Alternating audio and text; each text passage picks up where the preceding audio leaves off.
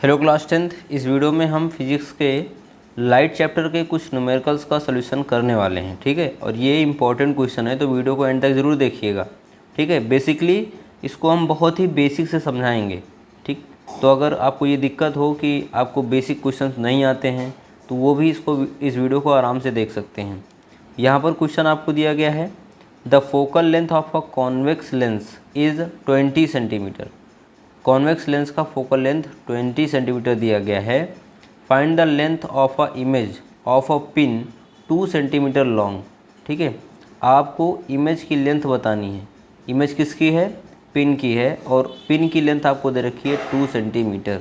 यहाँ पर pin as a object हम यूज कर सकते हैं, मतलब ऑब्जेक्ट की लेंथ आपको दे रखी है 2 सेंटीमीटर।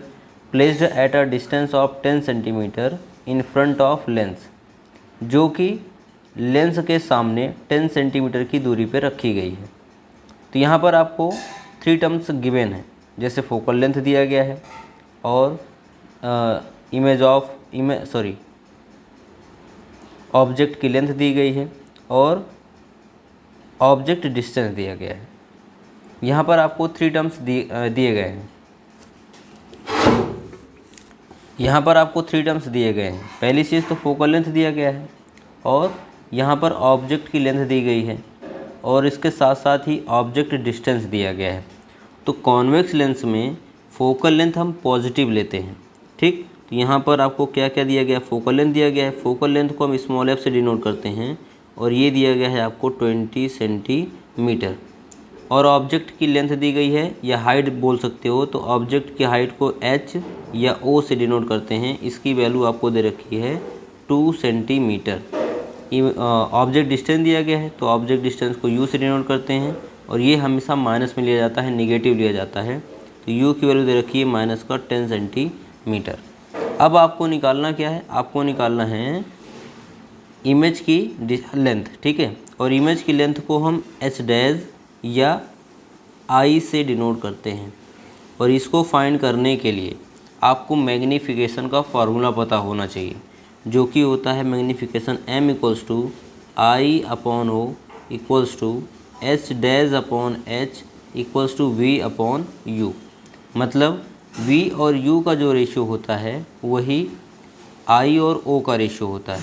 तो अगर हमें यहाँ पे u पता है, ठीक, तो अगर हमें v भी मिल जाए तो हम आराम से I और O का रेशियो फाइंड कर सकते हैं, जिससे कि हमें I की वैल्यू भी पता चल सकती है। सबसे पहले हमें क्या करना होगा? v की वैल्यू फाइंड करनी होगी और v की वैल्यू निकालने के लिए हमें लेंस फार्मूला यूज करना पड़ेगा। लेंस फार्मूला होता है 1/f equals to 1/v minus 1/u। यहाँ पर आपको क्या क्या वैल्यूज़ गिवन है?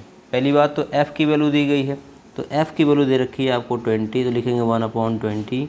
1/v नहीं पता है और u पता है आपको -10 है, तो 1/-10। ठीक, यहाँ पर आपको जो माइनस दिख रहा है और ये -10 दोनों मल्टीप्लाई होकर प्लस हो कर देगा, तो यहाँ पे जो आंसर आएगा वो आएगा 1/20 इक्वल्स टू 1/v प्लस 1/10। अगर आपको v निकालना है तो इसके साथ जो ऑल टर्म है उसको हम भेजेंगे दूसरी तरफ। तो यहाँ पर प्लस 1/10 है, इधर जाएगा तो माइनस हो जाएगा। तो 1/20 इधर पहले से है और 1/10 आएगा इधर, तो -1/10 हो जाएगा इक्वल्स टू 1/v। फिर इन दोनों फ्रैक्शंस को, भिन्नों को हम सॉल्व करेंगे, हल करेंगे। उसके लिए 20 और 10 का एलसीएम लेना पड़ेगा। तो 20 और 10 का एलसीएम आता है 20, तो लिखेंगे 20। अब इसके जो पहले डिनोमिनेटर है ना 20, उससे हम 20 को डिवाइड कराएंगे तो 20 1 जा 20, 1 टाइम जाएगा, तो इसके डिनोमिनेटर 1 को 1 से मल्टीप्लाई करेंगे तो 1 1 जा 1 माइनस, फिर हम 10 से 20 को डिवाइड कराएंगे तो 10 2 जा 20 होता है, 2 बार जा रहा है तो 1 को 2 से मल्टीप्लाई कराएंगे तो 1 2 जा 2 हो जाएगा इक्वल्स टू 1/v। अब अगर हम यहाँ पे देखें न्यूमरेटर में, अंश में देखें तो 1 प्लस 1 माइनस है, घट जाएगा, जबकि 2 यहाँ पे माइनस में तो आंसर माइनस में आएगा, क्योंकि बड़ा नंबर माइनस में होने पे आंसर माइनस में आता है। तो 2 में से 1 माइनस करने पे 1 आएगा, तो माइनस का 1/20 इक्वल्स टू 1/v।